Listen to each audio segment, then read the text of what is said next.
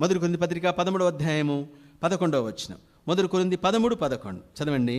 నేను పిల్లవాడనై ఉన్నప్పుడు పిల్లవాని వలె మాట్లాడి తిని, పిల్లవాని వలె తలంచి తిని, పిల్లవాని వలె యోచించి తిని, ఇప్పుడు పెద్దవాడనై పిల్లవాని చేష్టలు మానివేసి తిని. ఎఫెసీ పత్రిక 4వ అధ్యాయం 14వ వచనం.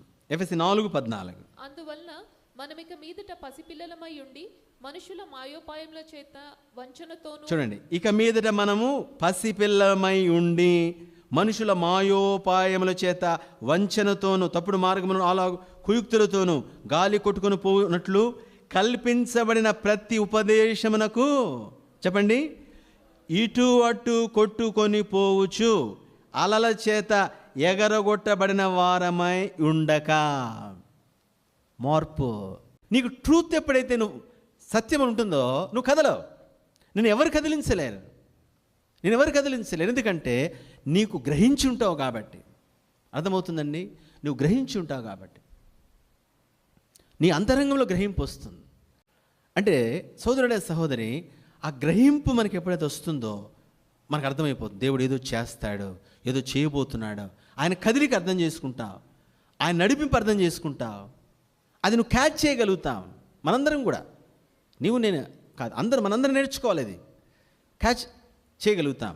సరే, కాబట్టి ఏమిటంటే మరోసారి చదివిన వచనం. అందువలన మనమిక మీదట పసిపిల్లలమై ఉండి మనుషుల మాయోపాయముల చేత. చాలండి. మనుషుల మాయోపాయం అంటే మోసగించబడము, నష్టపోము. ఎవడంటే చెప్తేనాము, ఆయన చెప్తే తింటావు, ఈయన చెప్తే తింటాడు, ఇంకో చెప్తే ఉండము. కన్ఫ్యూజన్ ఉండదు. ఎందుకంటే నీకు క్లారిటీ ఉంది, నువ్వు గ్రహించావు కాబట్టి నీ క్లారిటీ ఉంటుంది. సోదరుడా సహోదరి, కాబట్టి కన్ఫ్యూజన్ నుండి బయటకు వస్తాం. తర్వాత ఇంకొక మాట చదువుదామండి. ఎఫెసీ పత్రిక 4వ అధ్యాయం. ఎఫెసీ పత్రిక 4వ అధ్యాయం 15వ వచనం. అందరికీ చదువుకుందామండి. ఎఫెసీ పత్రిక 4వ అధ్యాయము 15వ వచనం. ప్రేమ కలిగి సత్యము చెప్పుచు, అందరూ ప్రేమ కలిగి సత్యము చెప్పుచు క్రీస్తు వలె ఉండుటకు మనం అన్ని విషయములలో, చెప్పండి, ఎదుగుదుము. అంటే ఎదగాలి, ఆత్మీయ ఎదగాలి. ఎలాగూ? క్రీస్తు వలె ఉండుటకు. కాబట్టి మనం బేసికల్గా స్టార్ట్ అవుతుంది. రాను ఎదిగి యేసు ప్రభువులాగా ఈ భూమి మీద ఆత్మీయంగా పరిపక్వంలోనికి వచ్చేస్తాం.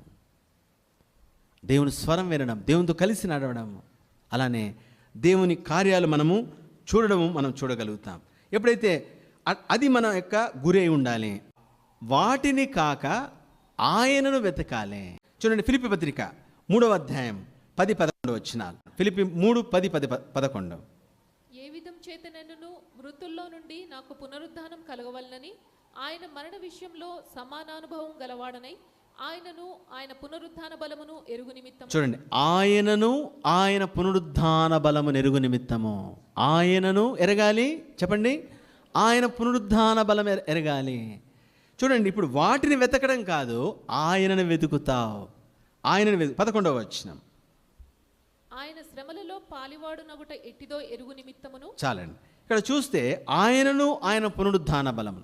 సోదరుడ సహోదరి, అపోస్తలుని పౌలు మార్పు, లేదా అపోస్తలుని పౌలు గ్రహించిన తర్వాత, ఎదిగిన తర్వాత, గ్రహించిన తర్వాత ఆయన జీవితంలో మార్పు ఏమిటంటే వాటిని వెతకక ఆయనను, ఆయన పునరుద్ధాన బలమును ఎరుగు నిమిత్తము.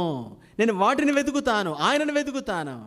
దేవుని బిడ్డ, ఒక సత్యం చెప్తున్నాను. ఏమిటంటే నీవు ఆయన్ని వెతుకు. మనము ఆయన్ని వెతికితే మిగతావి పొందుకుంటావు.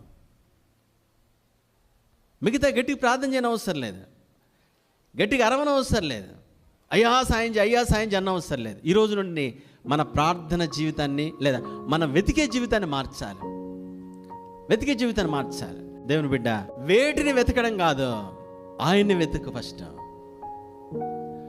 ఇంకా ఏం కావాలి? నా ప్రమోషను, ఉద్యోగం, పెళ్ళి, లేదా బిడ్డలు, సంతానము, గర్భఫలము, లేకపోతే ఏదో వ్యాధి, ఇది అంతా పక్కన.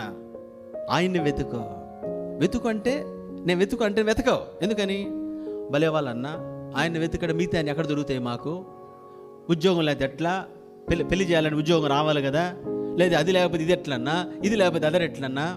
నేను ముందే చెప్పాను, నీవు ఆత్మీయంగా మారినప్పుడు నీ ప్రార్థన, నీ ఆలోచన, నీ ఆశ, నీ కోరిక, టోటల్ యాటిట్యూడ్ మారిపోతుంది. ఏం చెప్పనవసరంలే, నీ గురే మారిపోతుంది. ఏమిటంటే వాటిని వెతకక ఆయన్ని వెతుకుతావు.